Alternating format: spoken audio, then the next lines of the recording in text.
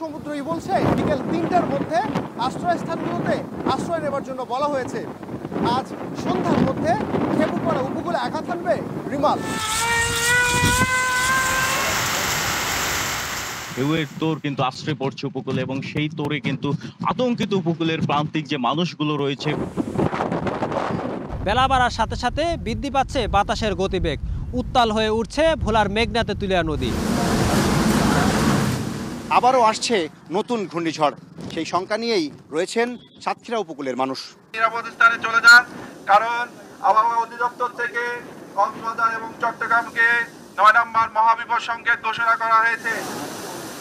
ঘূর্ণিঝড়ের প্রভাবে সাগর বেশ উত্তাল, বড় বড় ঢেউ আছড়ে পড়ছে পতেঙ্গার সমুদ্র সৈকতে। এরই মধ্যে ৮ থেকে ১২ ফুট উচ্চতার জলোচ্ছ্বাসের আশঙ্কার কথা বলছে আবহাওয়া অধিদপ্তর। যে সমস্ত যানবাহন, লঞ্চ, স্টিমার চলাচল করছে সেগুলি বন্ধ থাকবে। ৮ লক্ষর বেশি মানুষ অলরেডি আশ্রয় নিয়েছে। মহাবিপদ সংকেত অলরেডি ঘোষণা হয়েছে। আমরা প্রশাসন এবং আইন শৃঙ্খলা বাহিনী এবং স্থানীয় প্রশাসনকে বলছি যে কোনো মূল্যে সবাইকে আশ্রয় কেন্দ্রে আসার জন্য।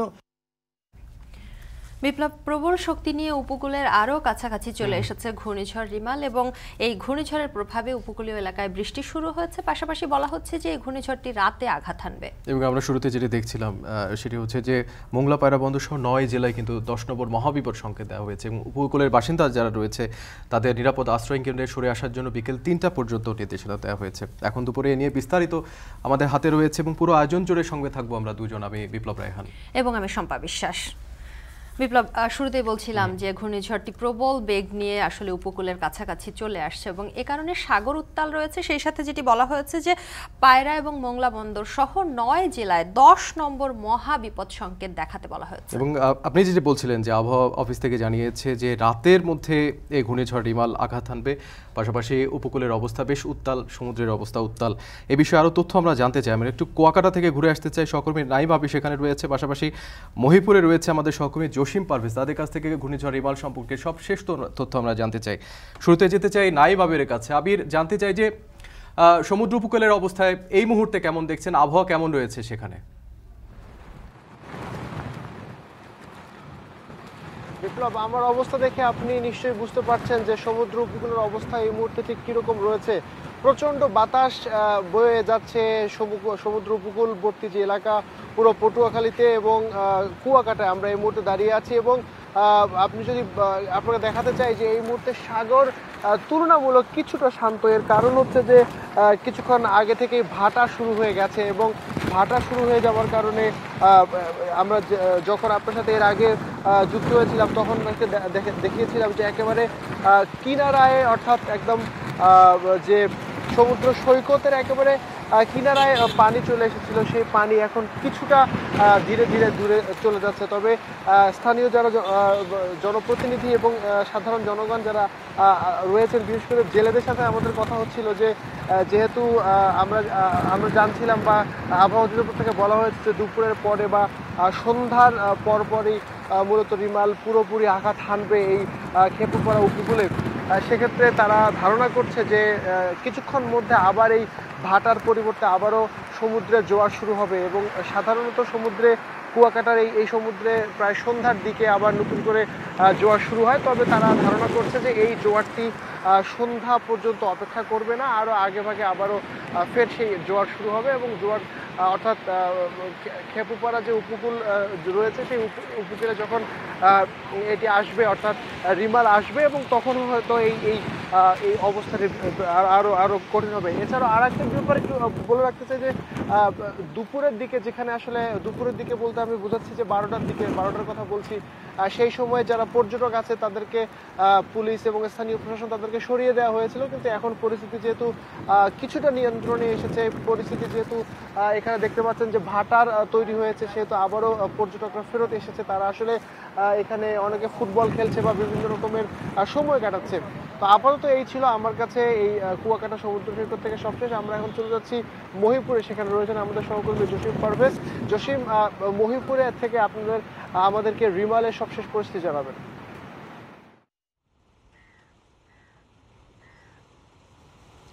নাইম আবির, আপনি যেমনটি বলেছেন, আমি এখন দাঁড়িয়ে আছি মৎস্য বন্দর মহিপুরে। আপনি আপনার মাধ্যমে দর্শকদের দেখিয়ে রাখতে চাই যে আমি এখন মহিপুর যে মৎস্য বন্দরের যে বন বিভাগ অফিস রয়েছে সেই চত্বরে রয়েছি।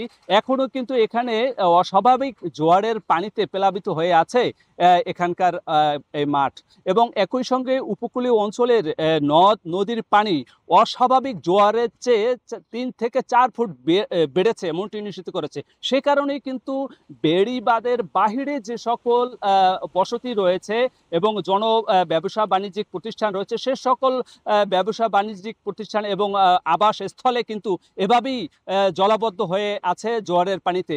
কিন্তু সাগর এবং নদীতে ভাটা এখন চলছে, তারপরেও কিন্তু পূবালি বাতাসের অস্বাভাবিক চাপ থাকায় কিন্তু নদী এবং সাগরের পানি ফুঁসে রয়েছে।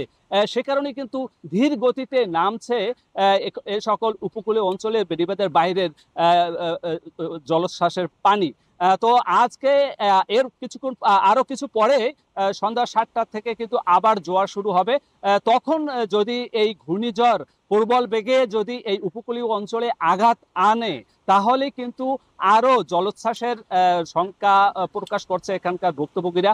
একই সঙ্গে যে উপজেলা প্রশাসন এই ঘূর্ণিঝড় থেকে বেড়িবাঁধের বাইরের জনবসতিকে নিরাপদ আশ্রয়ে যাওয়ার জন্য চাপ প্রয়োগ করেছেন, এবং এই উপজেলায় 103টি সাইক্লোন শেল্টার এবং 20টি মুজিব কিল্লা প্রস্তুত রাখা হয়েছে। একই সঙ্গে আশ্রয় কেন্দ্রে খাদ্যশস্য সহ শুকনো খাবার এবং প্রাথমিক চিকিৎসা যে ওষুধপত্র সেগুলো সংরক্ষণ করা হয়েছে। তো এই ছিল আমার কাছে মৎস্যবন্দর মহিপুরের সর্বশেষ প্লাবিত হওয়ার সর্বশেষ খবর। আমি এখন ফিরে যাব স্টুডিওতে। বিপ্লব। সহকর্মী নাইম আবির এবং জসিম পারভেজ আমাদের সঙ্গে যুক্ত ছিলেন।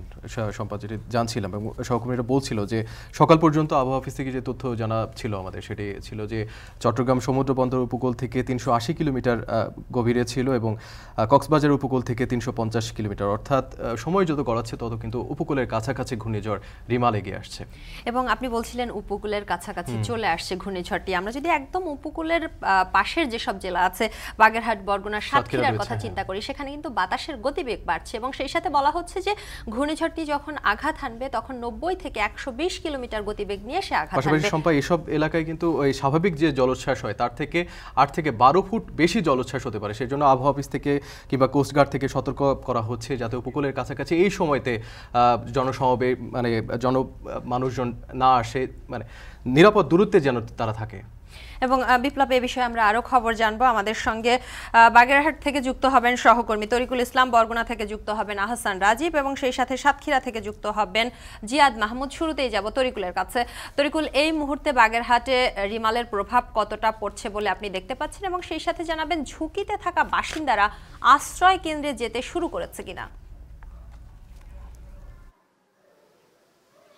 শম্পা, ঝুঁকিতে থাকা যে মানুষগুলো রয়েছে এখানকার মানুষ, তারা কিন্তু ধীরে ধীরে আশ্রয় কেন্দ্রমুখী হয়েছে।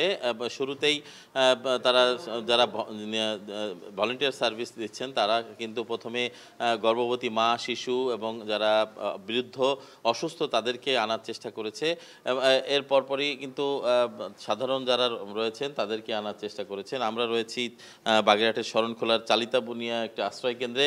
এখানে আপনারা দেখতে পাচ্ছেন যে কিছু মানুষ কিন্তু তারা তাদের ঘরবাড়ি থেকে যেসব মালামাল এনে আশ্রয় কেন্দ্রে থাকা যায় সেই রকমই তারা এখানে কিন্তু এসেছেন। বিশেষ করে যে ঘূর্ণিঝড়ের যে 10 নম্বর মহাবিপদ সংকেত, এর যে প্রচারটা এখানে বেশি হচ্ছে এবং সাধারণ মানুষের কাছে ঘরে ঘরে এখানকার যারা সিপিপির কর্মী রয়েছে, রেড ক্রিসেন্টের কর্মী রয়েছে বা সরকারি পর্যায়ে যারা রয়েছে তারা কিন্তু এই বার্তাটা দিচ্ছেন যে ঘূর্ণিঝড়টি অবশ্যই এই উপকূল দিয়ে যাবে এবং বিশেষ করে খুলনা অঞ্চল জুড়েই, খুলনা দক্ষিণাঞ্চলের উপকূল জুড়েই কিন্তু এই প্রভাব পড়ছে। এরপর কিন্তু আমরা আরেকটি কথা বলতে চাই, সেটি হচ্ছে যে এখানকার নদ নদীর পানি কিন্তু বৃদ্ধি পেয়েছে এবং পানি অস্বাভাবিক বৃদ্ধি পেয়েছে বলে আমরা দেখেছি সেটি 2 থেকে 3 ফুট পর্যন্ত ধারণা করা হচ্ছে। সময় যত গড়িয়ে আসছে বাতাসের গতিবেগ বাড়ছে, মাঝে মাঝে থেমে থেমে বৃষ্টি পড়ছে। আমরা এখন সন্ধ্যা নাগাদ কী পরিস্থিতি হয় সেটি কিন্তু পরবর্তীতে জানা যাবে। তবে সাধারণ মানুষ নিরাপদে আসা শুরু করেছে, এটাই আপাতত আপনাদেরকে আমরা দেখাতে চেয়েছি। আর এখানকার যে সুযোগ সুবিধাগুলো সরকারি সেটাও তাদেরকে দেওয়া হচ্ছে বলে তারা জানিয়েছেন। সব মিলিয়ে এই ছিল আমার কাছে বাগেরহাটের শরণখোলা থেকে এখানকার যে ঘূর্ণিঝড় যে পরিস্থিতি এবং তার মানুষের নিরাপদে আশ্রয় নেওয়া তার সর্বশেষ খবর। চলে যাচ্ছি বরগুনায় সেখানকার খবর জানতে।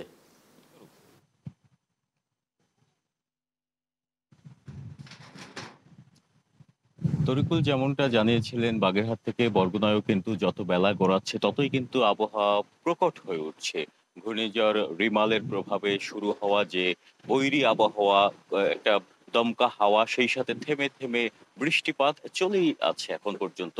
এবং আমরা দেখেছি যে ঘূর্ণিঝড় রিমেলের অগ্রভাগ প্রবেশ করা মাত্রই কিন্তু উপকূলের নিম্নাঞ্চলে জলোচ্ছ্বাসে প্লাবিত হয়েছে। একই সাথে কিন্তু আপনাকে জানিয়ে রাখি, বাংলাদেশ ওয়েদার অবজারভেশন টিমের তথ্য মতে যে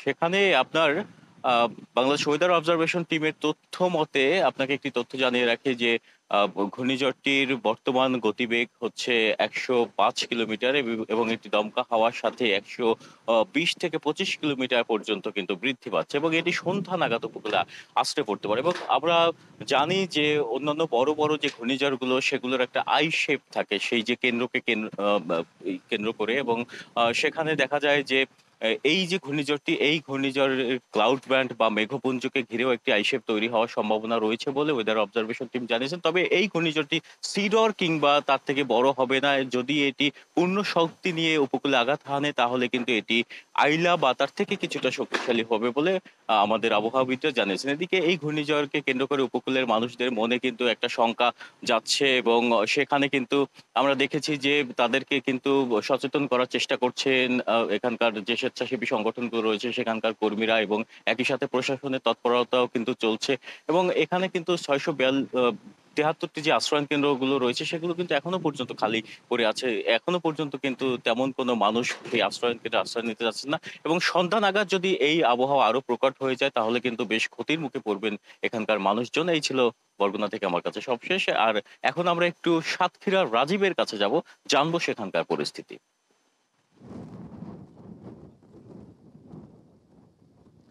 সাতক্ষীরায় সকাল থেকে গুড়ি গুড়ি বৃষ্টির সাথে ভারী বৃষ্টিও হয়েছে, একই সাথে বাতাস কিন্তু তীব্র ছিল।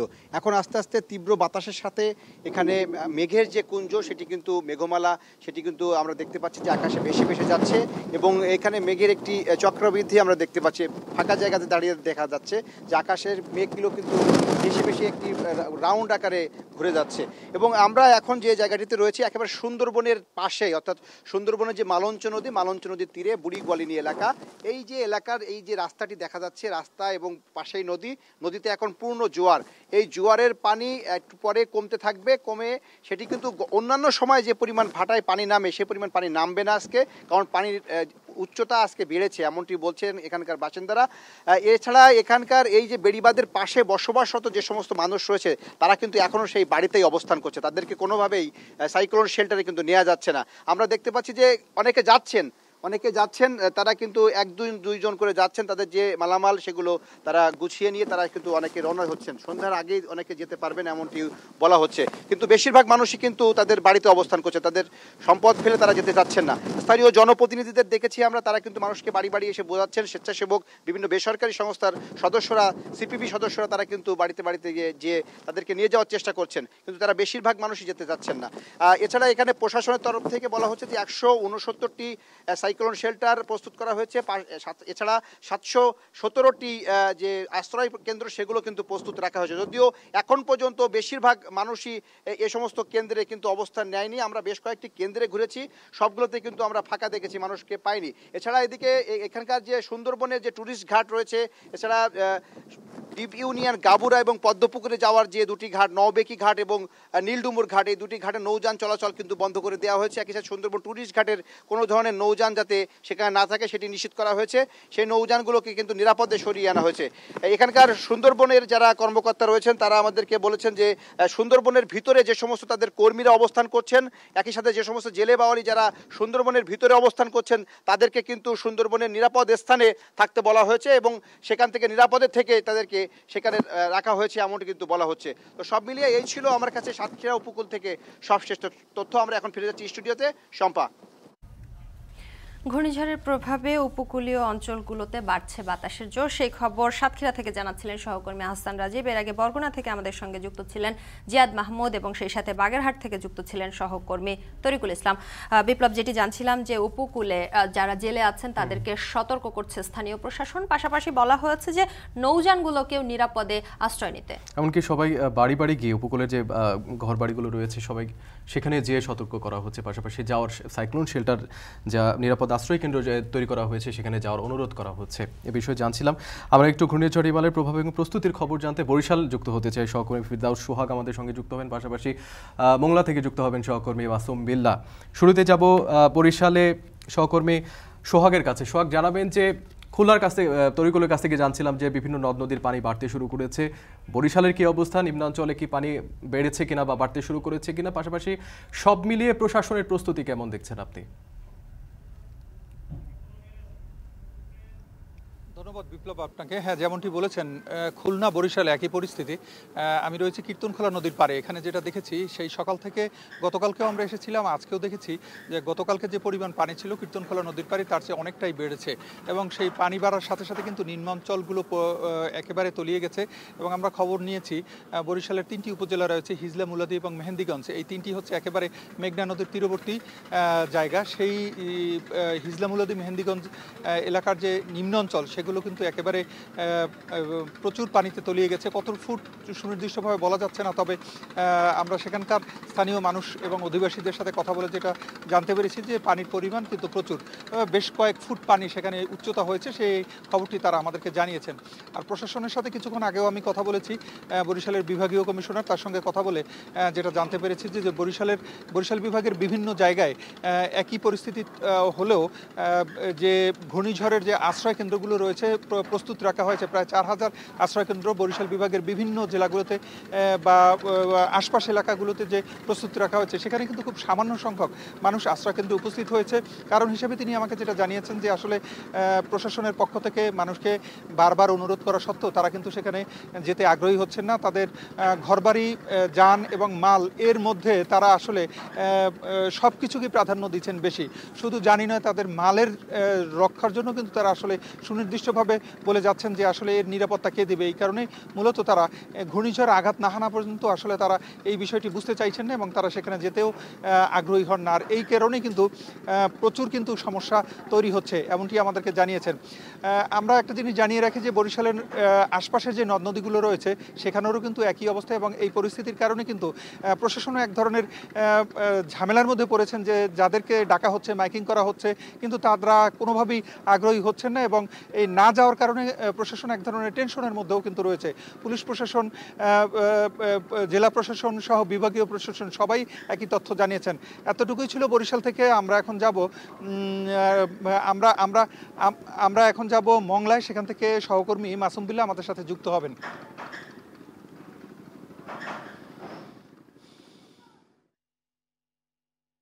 ধন্যবাদ ফেরদৌস আপনাকে। রিমালের প্রকোপ কিন্তু বেলা যত বাড়ছে ততই কিন্তু ঘনীভূত হচ্ছে মোংলার দিকে। মোংলার আবহাওয়া কিন্তু একটু বিরূপ প্রতিক্রিয়া দেখা যাচ্ছে। ঝড় বৃষ্টির মধ্যে কিন্তু দমকা হাওয়া বাতাস রয়েছে, বৃষ্টি হচ্ছে, মাঝে মাঝে রৌদ্র উজ্জ্বল আবহাওয়া কিন্তু দেখা যাচ্ছে। এই মুহূর্তে কিন্তু একটু রোদ বেরিয়েছে, আবহাওয়ার কিন্তু বেশ একটু বিরূপ প্রতিক্রিয়ায় আসলে মোংলা দেখা যাচ্ছে। তবে আবহাওয়া অধিদপ্তর থেকে যতদূর বলেছে যে বিকেল বাড়ার সাথে সাথে কিন্তু ঘূর্ণিঝড় রিমালটা মোংলার দিকে আঘাত করতে পারে, এরকম সম্ভাবনা আছে।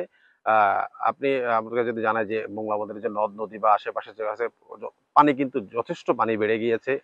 আশ্রয় কেন্দ্রে আসার জন্য কিন্তু জনগণকে প্রশাসনের পক্ষ থেকে মাইকিং করা হচ্ছে, ফায়ার সার্ভিসের পক্ষ থেকে মাইকিং করা হচ্ছে। তারপরেও কিন্তু সাধারণ জনগণের আশ্রয় কেন্দ্রে যেতে কিন্তু বেশ একটা অনীহা দেখা যাচ্ছে। সব জনগণকে কিন্তু প্রশাসনের পক্ষে যথেষ্ট ঘূর্ণিঝড়ের প্রকোপ সম্বন্ধে কিন্তু বলা হচ্ছে, বোঝানো হচ্ছে যে আশ্রয় কেন্দ্রে আসার জন্য কিন্তু আসলে জনগণ তাদের আসলে জানমাল রেখে আসলে আসতে তেমন অনীহা দেখাচ্ছে আশ্রয় কেন্দ্রগুলোতে। আমরা বেশ কিছু আশ্রয় কেন্দ্র ঘুরে ঘুরে দেখেছি যে সেখানে কিন্তু তেমন কোনো লোকজন নেই। মোংলাতে কিন্তু কালকে সন্ধ্যার পর থেকেই রিমালের দেখা গিয়েছে। এখনো কিন্তু মোংলায় দমকা হাওয়া বইছে, দমকা হাওয়া কিন্তু বয়েই যাচ্ছে, মাঝে মাঝে বৃষ্টি হচ্ছে, নদ নদীর পানিও বেশ কিছু বেড়েছে। মোংলা বন্দরের কথা যদি একটু বলি, বন্দরে অ্যালার্ট 4 জারি করা হয়েছে। মোংলা বন্দরের সকল প্রকার অপারেশনাল কাজও বন্ধ রাখা হয়েছে। পরবর্তী নির্দেশনা না দেওয়া পর্যন্ত মোংলা বন্দরে কোনো অপারেশনাল কাজ চালানো হবে না বলে জানিয়েছে। তো এই ছিল আমার কাছে বিপ্লব মোংলা থেকে রিমালের সর্বশেষ তথ্য। বরিশাল থেকে ফিরদাউস সোহাগ এবং মোংলা থেকে মাসুম বিল্লাহ যুক্ত ছিলেন। শম্পা, বিপ্লব, আপনার ইসের মাধ্যমে জানছিলাম আমরা, যখন আমরা সরাসরি দেখছিলাম প্রতিবেদন এবং আমাদের সহকর্মীরা যুক্ত হচ্ছে, তখন দেখছিলাম সাগর উত্তাল রয়েছে এবং সেই সাথে এই ঘূর্ণিঝড়ের প্রভাব কিন্তু উপকূলীয় এলাকায় পড়তে শুরু করেছে। এই উপকূলীয় এলাকায় প্রভাব পড়ার সঙ্গে সঙ্গে কিন্তু ব্যবসা বাণিজ্যেও একটি প্রভাব পড়ছে বিপ্লব, এবং ইতোমধ্যে প্রধান সমুদ্র বন্দর চট্টগ্রামে 4 নম্বর অ্যালার্ট জারি করেছে। এ বিষয়ে আমরা আরও বিস্তারিত জানবো। এই মুহূর্তে যুক্ত হচ্ছেন সহকর্মী হাজেরা শিউলি। শিউলি, জানতে চাই এই মুহূর্তে সমুদ্রের অবস্থা কেমন দেখছেন এবং এই ঘূর্ণিঝড় রিমালের কারণে ব্যবসা বাণিজ্যে কি প্রভাব পড়ছে?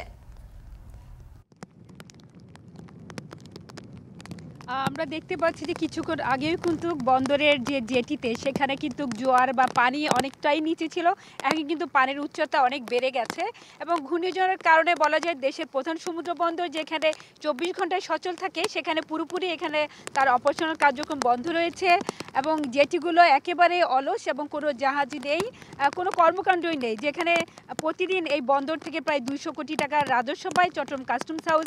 এর বাইরে জাহাজে ভিড়া, জাহাজ থেকে পণ্য খালাস, তারপরে প্রায় এখানে 6 থেকে 8 হাজার গাড়ি প্রবেশ করে আমদানি রপ্তানি পণ্য পরিবহনের জন্য এবং প্রায় 14 থেকে 15 হাজার মানুষ প্রতিদিন এই বন্দরে আসেন তাদের পণ্য জাহাজীকরণ বা বিভিন্ন ধরনের কাজে আমদানি পণ্য ডেলিভারি নিতে, এবং সিএনএফ এজেন্টও প্রায় 33 হাজার সিএনএফ এজেন্ট সামগ্রিক এই কার্যক্রমের সাথে যুক্ত।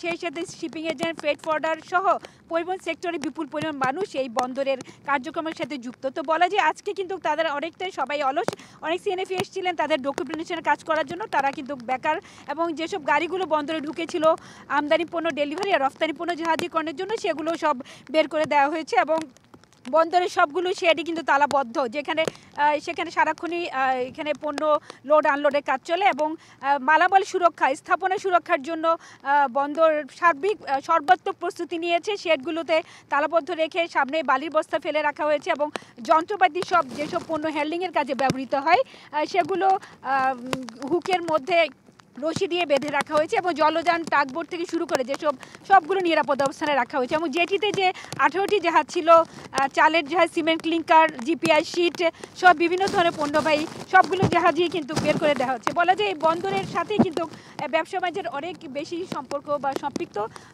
পুরো আমদানি রপ্তানি বাণিজ্যের 90% এই বন্দর দিয়ে হয়। এছাড়া কিন্তু জোয়ারের কারণেও বিভিন্ন এলাকায় পানি উঠেছে এবং সেখানেও কিন্তু মানুষের স্বাভাবিক জীবনযাত্রা এবং পণ্য বেচা কেনার কাজ বিরূপ প্রভাব পড়ছে। শম্পা, এই ছিল আমার কাছে এখনকার মতো সব শেষ। ঘূর্ণিঝড় রিমালের কারণে প্রভাব পড়বে দেশের আমদানি রপ্তানি বাণিজ্যে, সেই খবর জানাচ্ছিলেন সহকর্মী হাজেরা শিউলি। সচিবালয়ে দুর্যোগ ব্যবস্থাপনা সমন্বয় কমিটির সভা শেষে দুর্যোগ প্রতিমন্ত্রী জানিয়েছেন ঘূর্ণিঝড় রিমাল সামাল দিতে দেশের সরকারি কর্মকর্তা কর্মচারীর ছুটি বাতিল করা হয়েছে, আর এরই মধ্যে 8 লাখ লোককে নিরাপদে সরিয়ে নেওয়া হয়েছে। অন্যদিকে নিয়মিত ব্রিফিংয়ে আবহাওয়া অফিস জানিয়েছে রাতেই প্রবল বেগে আঘাত হানতে পারে রিমাল।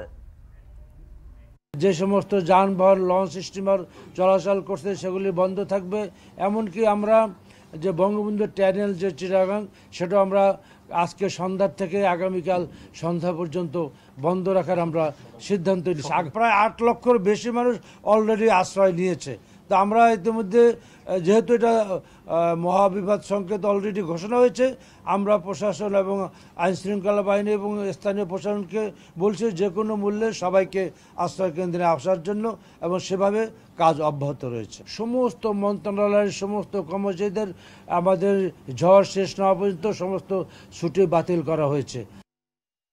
ঘূর্ণিঝড় রিমালের খোঁজ রাখতে ব্রাজিলের আগারগাঁওয়ের আবহাওয়া অফিসে আছেন সহকর্মী বাইজিদ সাদ, তার কাছে জানবো সবশেষ। স্যার, জানাবেন যে রিমালের সবশেষ গতিপথ নিয়ে আবহাওয়া অফিস কি বলছে?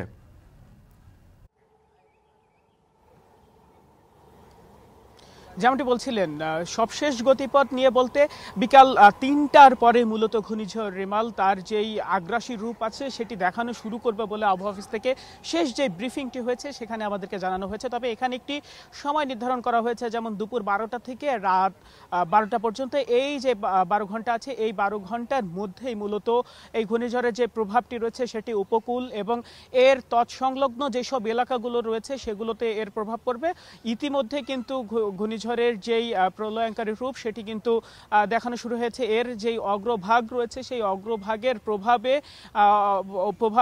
ইতিমধ্যে শুরু হয়ে গেছে, যে কারণে যেসব এলাকাগুলো রয়েছে উপকূলীয় সেই সব এলাকাগুলোতে সতর্কবার্তা, মহা বিপদ সংকেত কিন্তু জারি করা হয়েছে। 10 নম্বর মহা বিপদ সংকেত মোংলা এবং পায়রা সমুদ্র বন্দরে, এবং অন্যদিকে 9 নম্বর বিপদ সংকেত জারি করা হয়েছে, মহাবিপদ সংকেত যেটি জারি করা হয়েছে চট্টগ্রাম এবং কক্সবাজারে। সেই সাথে আবহাওয়া অফিস থেকে যেমনটি জানানো হয়েছে বিকাল 3টার আগেই যারা এখন পর্যন্ত আশ্রয় কেন্দ্রে যাননি তাদেরকে যেন আশ্রয় কেন্দ্রে তারা নিরাপদ একটি দূরত্বে তারা অবস্থান নেন সে বিষয়ে কিন্তু পরামর্শ দেওয়া হয়েছে। সেই সাথে সাথে দুর্যোগ প্রতিমন্ত্রী যেমনটি জানিয়েছে যে 8 থেকে 10 হাজার আশ্রয় কেন্দ্র প্রস্তুত করা হয়েছে, যেখানে 8 লাখের উপরে মানুষ কিন্তু ইতিমধ্যে আশ্রয় নিয়েছে। তাছাড়া যারা এখন পর্যন্ত আশ্রয় নেননি তাদেরকেও কিন্তু বারবার আহ্বান করা হচ্ছে যেন তারা আশ্রয় কেন্দ্রে এসে আশ্রয় নেন এবং নিরাপদ দূরত্বে তারা থাকেন, সে বিষয়ে কিন্তু পরামর্শ দেওয়া হচ্ছে। সেই সাথে সাথে কিন্তু এই প্রস্তুতির অংশ হিসেবে নৌ চলাচল কিন্তু বন্ধ ঘোষণা করা হয়েছে। এছাড়া বাংলাদেশ বিমানের যেসব বাংলাদেশ বিমানের যেই সব ফ্লাইটগুলো রয়েছে সেগুলো কিন্তু বাতিল করা হয়েছে। তাতে অভ্যন্তরীণ যে রুটগুলো রয়েছে সেখানেও এবং দেশের বাইরের রুটগুলো কিন্তু বন্ধ করা হয়েছে। এই ছিল আমার কাছে সবশেষ বিপ্লব। আওয়াজ থেকে সহকর্মী বাইজিদ স্যার যুক্ত ছিলেন, তার মাধ্যমে ঘূর্ণিঝড় রিমালের সবশেষ গতিবিধি নিয়ে আমরা তখন জানছিলাম। এখন দুপুরে ছোট্ট একটা বিরতির সময় হলো, ফিরছি একটু পর।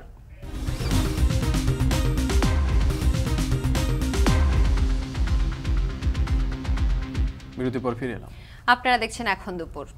শম্পা, শুরু থেকে যেটি বলছিলাম যে ঘূর্ণিঝড় রিমালের প্রভাবে 9 জেলায় মহাবিপদ সংকেত দেওয়া হয়েছে, পাশাপাশি সময় যত এগোচ্ছে ততই উপকূলের কাছাকাছি ঘূর্ণিঝড় রিমাল এগিয়ে আসছে এবং বিপ্লব এই ঘূর্ণিঝড়ের প্রভাব পড়েছে দেশের অভ্যন্তরীণ যে পরিবহন খাত আছে, বিমান চলাচলের ক্ষেত্রে প্রভাব পড়েছে।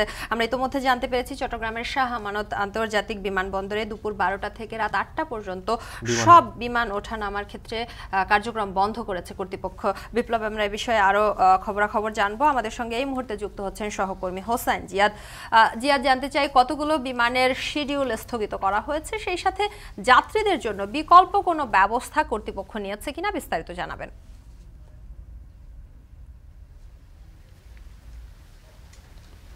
শম্পা, দুর্যোগপূর্ণ আবহাওয়া একেবারে। এই মুহূর্তেও আমরা দেখছি যে বৃষ্টি হচ্ছে এবং চট্টগ্রামের যে শাহ আমানত আন্তর্জাতিক বিমানবন্দর, এটি দেশের দ্বিতীয় বৃহত্তম বিমানবন্দর এবং এর অবস্থান চট্টগ্রামের যে বঙ্গোপসাগর তার খুব নিকটে, একেবারে বলা যায় যে 1 কিলোমিটারের মধ্যে। ফলে যে কোনো দুর্যোগপূর্ণ আবহাওয়ার যে প্রভাব সেটি কিন্তু এই বিমানবন্দরে পড়ে। এবারও তার ব্যতিক্রম নয়, যেহেতু 9 নম্বর মহাবিপদ সংকেত দেখানো হয়েছে সেহেতু চট্টগ্রাম এবং কক্সবাজার বিমানবন্দরের যে কার্যক্রম সেটি মূলত বন্ধ ঘোষণা করা হয়েছে আজকে দুপুর 12টা থেকে রাত 8টা পর্যন্ত। আমরা বিমানবন্দরের যিনি পরিচালক রয়েছেন তার সাথে কথা বলেছি, তিনি বলছেন যে রাত 8টার পর পরিস্থিতি বুঝে এই কার্যক্রম বন্ধের ঘোষণাটি আরও বাড়তে পারে।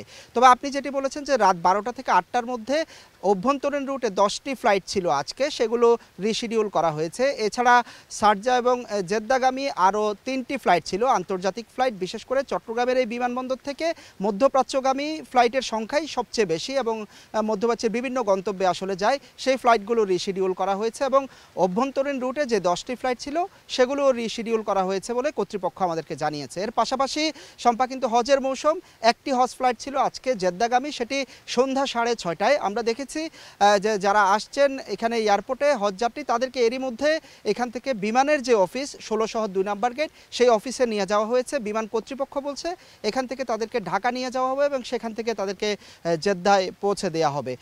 এর পাশাপাশি চট্টগ্রাম বিমানবন্দরে যে রানওয়ে, একেবারেই শুনশান নীরবতা, পুরো রানওয়ে জুড়ে যেসব ট্রলি থাকে কিংবা মালামাল পরিবহনের জন্য যে গাড়িগুলো থাকে সবগুলোই আসলে রানওয়ে থেকে সরিয়ে নেওয়া হয়েছে এবং আশেপাশে যে স্থাপনাগুলো রয়েছে সেই স্থাপনাগুলো সেগুলোরও নিরাপত্তা নিশ্চিত করা হয়েছে বলে বিমানবন্দর কর্তৃপক্ষ আমাদেরকে জানিয়েছে।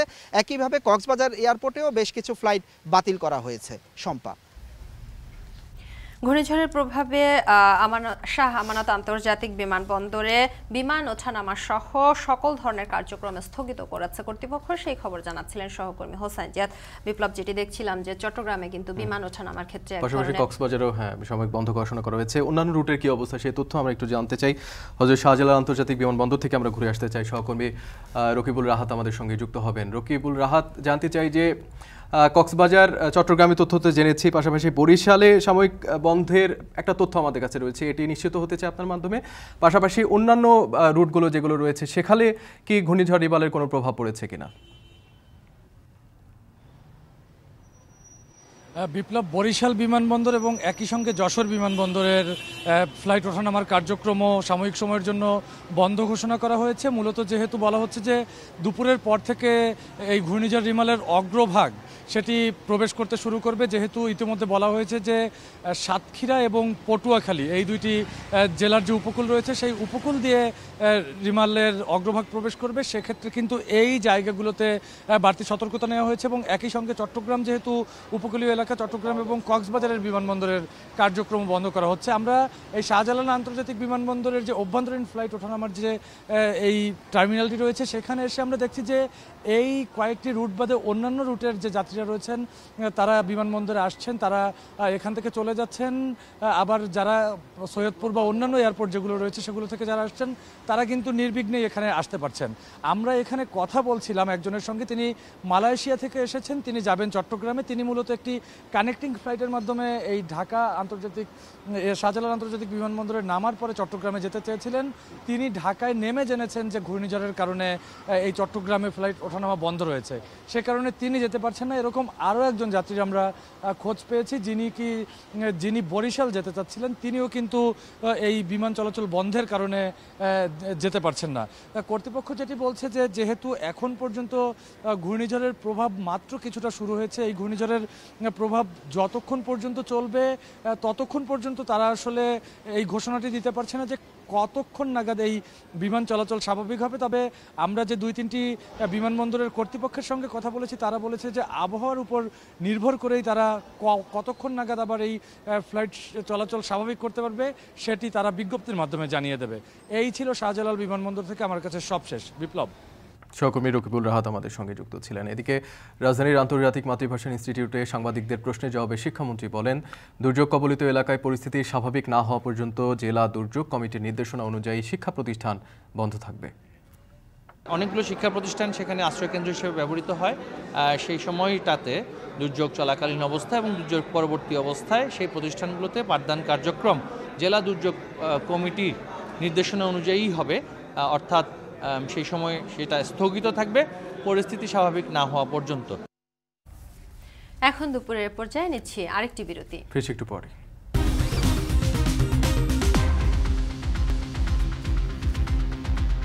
বিরতির পর ফিরে এলাম। আপনারা দেখছেন এখন দুপুর। কক্সবাজারে ঘূর্ণিঝড় রিমালের প্রভাবে থেমে থেমে বৃষ্টি হচ্ছে। এতে দ্বীপ উপজেলা মহেশখালী এবং কক্সবাজার শহরের কিছু নিচু এলাকায় প্রবেশ করেছে জোয়ারের পানি। এ বিষয়ে জানাতে কক্সবাজার থেকে যুক্ত হচ্ছেন মন্তোষ বেদজ্ঞ। মন্তোষ, নিচু এলাকা এখন পর্যন্ত কতটুকু প্লাবিত হয়েছে, আরও এই পানি বাড়ার শঙ্কা আছে কিনা, আবহাওয়া কেমন দেখছেন?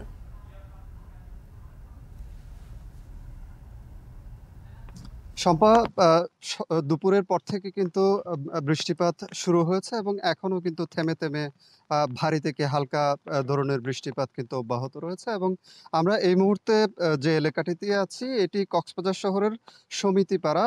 কিছুক্ষণ আগেও কিন্তু এই এলাকাটিতে কোমর সমান পানি ছিল এবং ক্রমে কিন্তু ভাটা শুরু হওয়ার পর থেকে আসলে পানি নামতে শুরু করেছে এবং বর্তমানে অনেকটাই পানি নেমে গিয়েছে। আমরা যখন জোয়ার ছিল তখন আমরা এখানকার যে পরিস্থিতি সেটি দেখেছি, অনেক ঘরবাড়িতে কিন্তু পানি ঢুকে পড়েছে। কক্সবাজার শহরের যে কয়েকটি নিচু এলাকা আছে এই সমিতিপাড়া এলাকাটিতে মূলত 30,000-এর মতো মানুষের বসবাস এবং ঘূর্ণিঝড় যখন শুরু হয় বা দুর্যোগপূর্ণ পরিস্থিতি যখন আসলে তৈরি হয় তখনই আসলে এই এলাকাটিতেই আসলে প্রথমে প্রভাব পড়ে। এবং কক্সবাজারের যে দুটি দ্বীপ উপজেলা আছে মহেশখালী এবং কুতুবদিয়া, এখানে বিপুল অংশে কিন্তু বেড়িবাঁধ রয়েছে। এছাড়া সেন্ট মার্টিন দ্বীপও কিন্তু অনেক বাসিন্দাই কিন্তু 10,000-এর বেশি বাসিন্দা কিন্তু দুর্যোগের ঝুঁকিতে থাকেন। এবং মহেশখালীতে আমরা খবর নিয়ে দেখেছি যখন জোয়ার শুরু হয়ে আজকে তখন কিন্তু বেড়িবাঁধের একটি অংশ ভেঙে চরপাড়া এলাকায় কয়েকশো ঘরবাড়ি কিন্তু পানিবন্দী হয়েছে। এবং এখন পর্যন্ত কিন্তু সেখানে অনেক ঘরবাড়িতে পানি রয়ে গিয়েছে। একইভাবে কক্সবাজার শহরেও কিন্তু এই সমিতিপাড়া এলাকাটিতে নিচু যে এলাকা রয়েছে এখানেও কিন্তু ঘরবাড়ি প্লাবিত হয়েছে এবং অনেক বসতঘরে কিন্তু হাঁটু সমান পানি কিন্তু ঢুকে গিয়েছিল। তবে বর্তমানে সেই পরিস্থিতি কিছুটা উন্নতি হয়েছে। তবে আবারও যখন আসলে জোয়ার শুরু হবে তখন মানুষের যে দুর্ভোগ সেটি কিন্তু আবারও শুরু হবে বলে তারা কিন্তু আশঙ্কা করছেন এখানকার বাসিন্দারা। আসলে কক্সবাজারের দ্বীপ উপজেলাগুলো নিয়ে কিন্তু বিশেষ করে মহেশখালী কুতুবদিয়া ঘিরেই কিন্তু আশঙ্কাটা বেশি থাকে এবং এই আশঙ্কা আসলে ঘূর্ণিঝড় যখন প্রবলভাবে আঘাত হানবে বা জোয়ারের জলোচ্ছ্বাস যখন হবে, বলা হচ্ছে যে বায়ুতাড়িত জলোচ্ছ্বাস হতে পারে 8 থেকে 12 ফুট উচ্চতার, সেরকম পরিস্থিতি যদি তৈরি হয় সেক্ষেত্রে কিন্তু আসলে বিপুল সংখ্যক মানুষ ক্ষতিগ্রস্ত হওয়ার একটা আশঙ্কা কিন্তু থেকে যায়। এ বিষয়ে কিন্তু জেলা প্রশাসনের পক্ষ থেকে কিন্তু যারা ঝুঁকিপূর্ণ পরিবেশে বসবাস করছে তাদেরকে কিন্তু সরিয়ে আনার একটি প্রক্রিয়া ইতিমধ্যে শুরু হয়েছে। শম্পা, এই ছিল কক্সবাজার থেকে আমার কাছে সবশেষ। কক্সবাজারের ঘূর্ণিঝড় রিমালের প্রভাবে থেমে থেমে বৃষ্টি হচ্ছে এবং এতে কিছু নিচু এলাকা প্লাবিত হয়েছে, সেই খবর জানাচ্ছিলেন সহকর্মী মন্তোষ বেতজ্ঞ। বিপ্লব, আমরা দেখছিলাম কক্সবাজারে যেখানে ইতোমধ্যে 9 নম্বর মহাবিপদ সংকেত দেওয়া হয়েছে সেখানে কিন্তু বেশ কিছু এলাকায় জোয়ারের পানি প্রবেশ করেছে। শম্পা, শুরু থেকে বলছিলাম যে সময় যত এগোচ্ছে ততই উপকূলে ধেয়ে আসছে ঘূর্ণিঝড় রিমাল। পাশাপাশি আমরা দ্বীপ জেলা ভোলার কথাই যদি বলি সেখানে বাতাসের গতিবেগ বেড়েছে এবং মেঘনা তেঁতুলিয়ায় পানি বাড়তে শুরু করেছে। পাশাপাশি নিম্নাঞ্চল প্লাবিত হওয়ার একটা শঙ্কা তৈরি হয়েছে, সেই শঙ্কার মধ্য দিয়ে উপকূলবাসীরা সময় কাটাচ্ছে। এ নিয়ে আরও তথ্য আমরা জানতে চাই। মেঘনা পাড় থেকে সহকর্মী ইমতিয়াজুর রহমান আমাদের সঙ্গে যুক্ত হবেন। ইমতিয়াজ, জানতে চাই যে ঝড় জলোচ্ছ্বাসের সবশেষ তথ্য আপনার কাছে কি রয়েছে, পাশাপাশি নিম্নাঞ্চলে কি পরিমাণ পানি বেড়েছে এবং সতর্কতামূলক কি কি ব্যবস্থা নেওয়া হয়েছে প্রশাসন থেকে?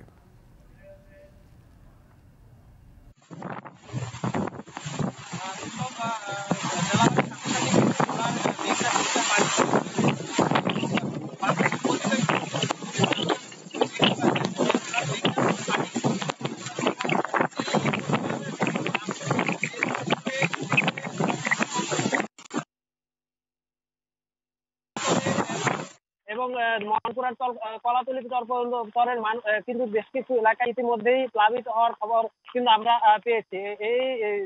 যেই এলাকা প্লাবিত হয়েছে তাদের ওই এলাকা থেকে ইতিমধ্যে কোস্টগার্ডের সহায়তা জেলা প্রশাসনের একটি প্রতিনিধি দল কিন্তু উদ্ধার অভিযান চালাচ্ছে। তার নিকটত আশ্রয়ন কেন্দ্রে মানুষদের নিয়ে আসার কার্যক্রম কিন্তু কোস্টগার্ডের পক্ষ থেকে চালানো হচ্ছে বলে কিন্তু আমরা উপজেলা প্রশাসনের পক্ষ থেকে জানতে পেরেছি। আপনাকে একটা বিষয় জানিয়ে রাখি, ভোলা জেলায় 859টি আশ্রয় কেন্দ্র প্রস্তুত রাখা হলেও কিন্তু বিচ্ছিন্ন চরাঞ্চলের যেই সকল চরাঞ্চল রয়েছে সেখানে কাঙ্ক্ষিত আশ্রয়কেন্দ্র না থাকায় অনেকের চরাঞ্চলের মানুষ কিন্তু একরকম শঙ্কিত এবং উৎকণ্ঠার মধ্যে বিরাজ করছে। কেননা মেঘনা নদীর পানির গতিবেগ এতটাই বৃদ্ধি পাচ্ছে এবং বাতাসের গতিবেগ এতটাই বেশি যাতে এতে করে ওই এলাকার মানুষ বিশেষ করে আতঙ্ক রয়েছে। এছাড়াও আসলে ঈদকে সামনে রেখে এই ঈদের আগে মুহূর্তে এইরকম ঝড়ের তাণ্ডবে চরাঞ্চলের গবাদি পশু নিয়েও কিন্তু এলাকার মানুষরা বেশ কিছু শঙ্কিত রয়েছে বলে আমরা আমাদেরকে জানতে পেরেছি। তো আপনাকে আরেকটা বিষয় জানাতে চাই যে ইতিমধ্যেই ভোলা লক্ষ্মীপুর, ভোলা বরিশাল, ভোলা ঢাকা রুটে সকল ধরনের লঞ্চ চলাচল বন্ধ রয়েছে। এছাড়াও ভোলা লক্ষ্মীপুরের যেই ফেরিঘাটটি প্লাবিত হওয়ার ঘটনা কিন্তু আমরা জানতে পেরেছি। আর অপরদিকে বিআরডব্লিউ এর পক্ষ থেকে জানানো হয়েছে পরিস্থিতি স্বাভাবিক না হওয়া পর্যন্ত কিন্তু কোন রকমের লঞ্চ কিংবা ট্রলার কিন্তু তারা কোনো মতেই ছেড়ে দেওয়ার যেতে দিচ্ছে না বলে কিন্তু বিআরডব্লিউ কর্তৃপক্ষ জানিয়েছে। তো ভোলা থেকে ইমতিয়াজুর রহমান যুক্ত ছিলেন, ভোলার পরিস্থিতি জানছিলাম তার কাছ থেকে। এখন দুপুরে আরেকটি ছোট্ট বিরতির সময় হলো, ফিরছি একটু পর।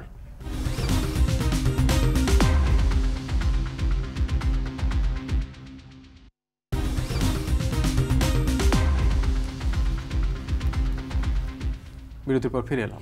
আপনারা দেখছেন এখন দুপুর। ঘূর্ণিঝড় রিমালের কারণে পশ্চিমবঙ্গের উপকূলীয় এলাকাতেও তৈরি হয়েছে বৈরী আবহাওয়া। সতর্ক থেকে নিরাপদ আশ্রয়ে সরে যেতে বলা হয়েছে সাধারণ মানুষকে।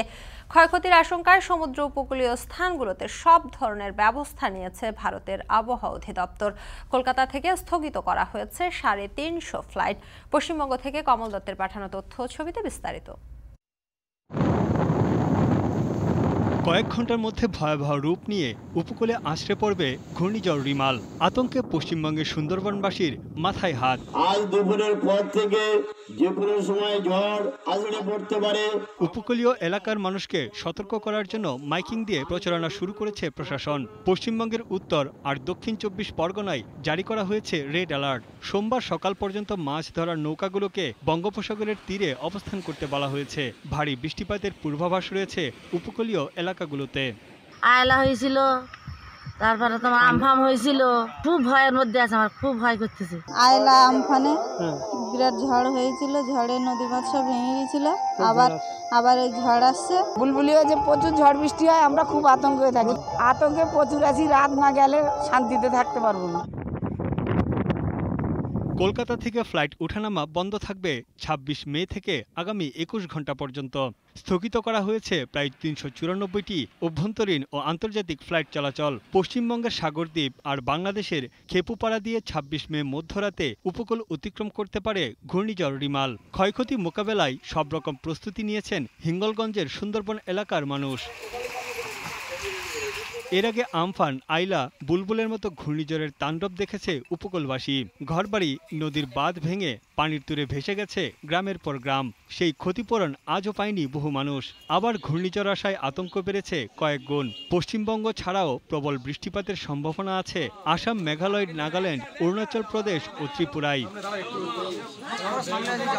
তানভীর জনি, এখন বিশ্ব।